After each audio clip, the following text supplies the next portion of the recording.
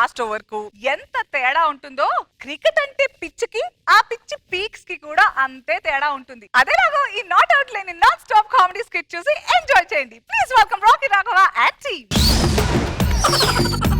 చిలక చందన పట్టు చీరే కట్టిందోయ్, చిలిపి చెకిలి మీద సిగ్గే పుట్టిందోయ్. సార్ నమస్తే సార్. మేడం నమస్తే అండి. నాకు అసలు పెళ్లి అవదేమో అనుకున్నానండి. ఏజ్ అయిపోయింది కదా. ఏజ్ అయిపోవడం కాదు సార్, అక్కడ పోటీ ఎక్కువైపోయింది సార్. వందలాది మంది ఎంట పడ్డారండి. తీసుకుని అప్పిచ్చేసిగా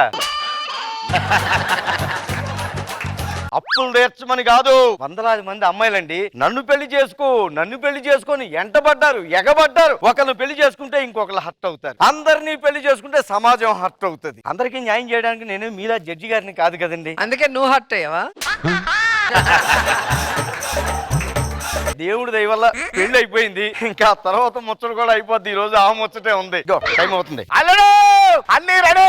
నీకు స్కిట్ లో టైమింగ్ లేకపోయినా ఇలాంటి ఏర్పాట్లో మాత్రం రెడీ ఉంటది.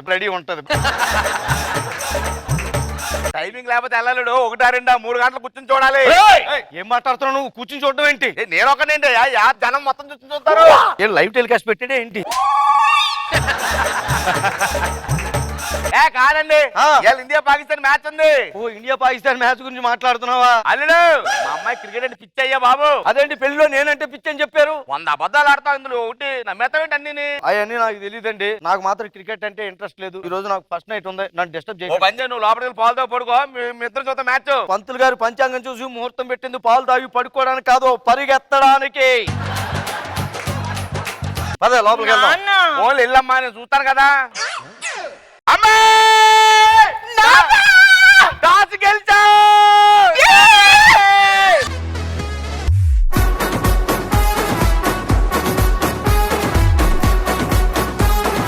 అయిపోయిందా? ప్రతిసారి ఇలా మధ్యలో బయటికి రావద్దు. పద లోపలికి. మళ్ళీ అన్నావు అనుకో. ఒక్కను చూడాలంటే బోర్ కొట్టేద్ది. ఇప్పుడు అందరితో అశోక్ ఒక్కనన్ను బోర్ కొట్టేస్తుందిరా. నీ పర్ఫార్మెన్స్ చూసి నీకే బోర్ కొడుతుందా? అది కాదే వస్తానుండు. అందరూ రండి.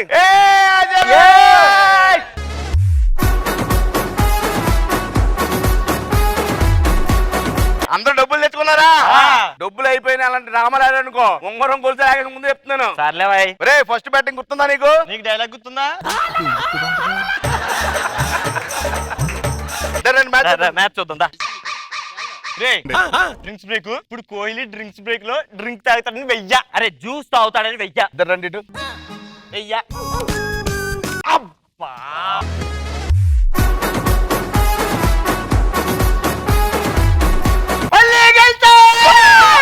ఏంట్రా ఏం గెలిచారు మీరు మళ్ళీ ఇక్కడ? ఇప్పుడు డ్రింక్స్ బ్రేక్. ఈడేమో కూల్ డ్రింక్ తాగుతాడని వెయ్యా, ఈడేమో జ్యూస్ తాగుతాడని వెయ్యా. కూల్ డ్రింక్ తాగడా జ్యూస్ తాగడా? మజ్జిగ నీళ్ళు. పందాలంటే ఈ కాదురా, పందాల ఏడులో పిహెచ్డి చేసిన నన్ను చూసి తెలుసుకోండి. ఏం నాతో పని చూద్దాం. ముట్టుకోకుండా కొడతాయి. చూడండి అమ్మాయి, మీ ఆయన నన్ను ముట్టుకోకుండా కొడతాడంట. ఇదిగో వెయ్యి, ముట్టుకోకుండా కొట్టాలి.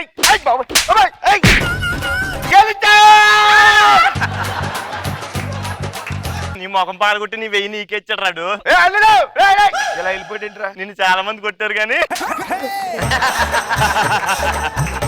నాశపందురిది ఏంటది? బౌలర్ బాల్ వేస్తారు కదా, ఆ బాల్ ని కుడి తొడకు రుద్దుతాడని లచ్చ. అరే ఎడం తొడకు రుద్దుతాడని లచ్చ. సైలెంట్ చెప్పడం ఎందుకు? వెనకాల రుత్తాడని లచ్చ. చూడండి. కుడి తొడకు రుద్దాడు, ఎడం తొడకు కూడా రుద్దాడు.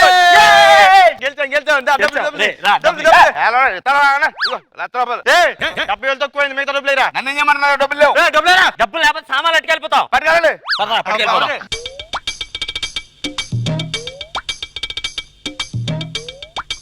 గోల్డ్ మెడల్ వచ్చినట్టు బిల్డప్ ఇస్తా ఉంటారు నువ్వు. గోల్డ్ మెడల్ ఎందుకు ఇచ్చావు బిల్డప్ నువ్వు?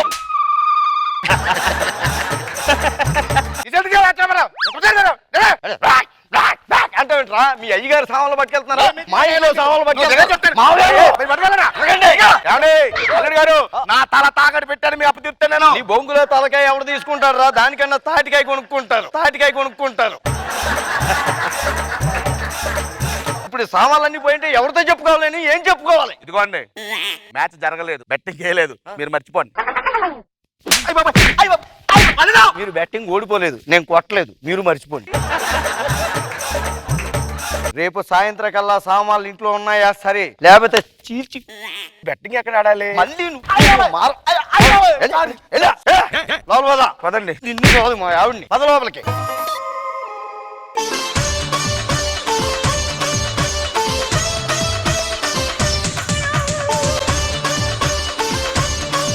మనో గారు ఏంటి రాఘవ్ గారు అసలు ఫస్ట్ నైట్ మామగారికి ఇంత క్రికెట్ పిచ్ ఉందని తెలియక వాళ్ళని పెట్టుకుని ఇంట్లో ఆయన ఫ్రెండ్స్ ని పిలిచి మామూలు గోలంతే గోల, అమ్మాయికి అంత ఇష్టం అని తెలియదు. ఎక్స్ట్రానరీ చాలా మంది ఉన్నారు ఎట్టంటే చాలా బాగుంది, ఫెంటాస్టిక్ గా ఉంది, కొత్తగా ఉంది. Thank you. రోజా గారు బంగారం లాంటి అల్లుడు ఉన్నాడు కదా, తాకట్టు పెట్టేయాల్సింది. బాగుంది, కొత్తగా ఉంది concept, very nice. Jabardasth 12 years mega celebration.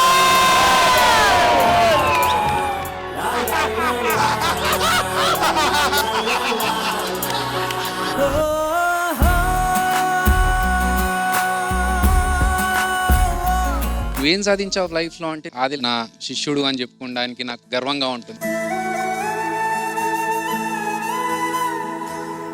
ఒక మంచి రికగ్నైజేషన్ ఇచ్చింది సార్ జబర్దస్త్. నాకు గర్వంగా చెప్పుకునేది ఏంటంటే సార్, ఒకసారి మా అమ్మ నాన్న నేను హాస్పిటల్ తీసుకెళ్ళి గవర్నమెంట్ ఎంప్లాయీ మంచి మా పేరెంట్స్ ని చూసి చాలా అదృష్టవంతులు సార్ మీకు ఇలాంటి కొడుకున్నందుకు.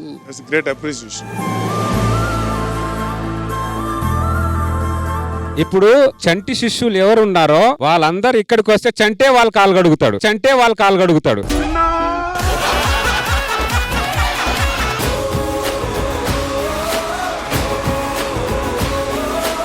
ధనరాజ్ వేణు ఆర్టిస్టులు అయ్యారు, జూనియర్ మా టీమ్ లో జైన్ అన్న తాగబోతు రమేష్ కూడా ఆర్టిస్ట్ అయ్యాడు, నేను మాత్రం అవ్వట్లా. ఆ డిసప్పాయింట్ లో ఉన్నప్పుడు నాకు జబర్దస్త్ ఆపర్చునిటీ వచ్చింది. ఒకటే అనుకున్నా, నా లైఫ్ అండ్ డెత్ ప్రోగ్రామ్ ఇది.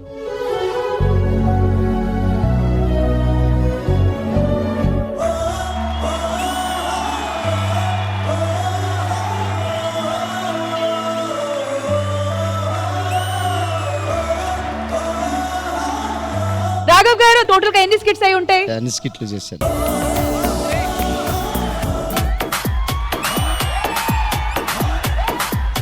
ట్వెల్వ్ సెలబ్రేషన్స్ కి ఇంద్రజ గారు ఖుష్బు గారు వస్తారని చెప్పారు. ఇక్కడ కాంచనా గారు లోకుల కాకులు ఆంటీ గారు వచ్చారు. షీజ్ ఇంద్రజ, మీ ఖుష్బు. ఎక్కడో డౌట్ కొడుతున్నా మీరు ప్రూఫ్ చేయమంట. ఇంద్రజ గారే, ఇంద్రజ గారే. ఎన్నడా అది ఎప్పుడు ఇరికే? ఖుష్బు గారు.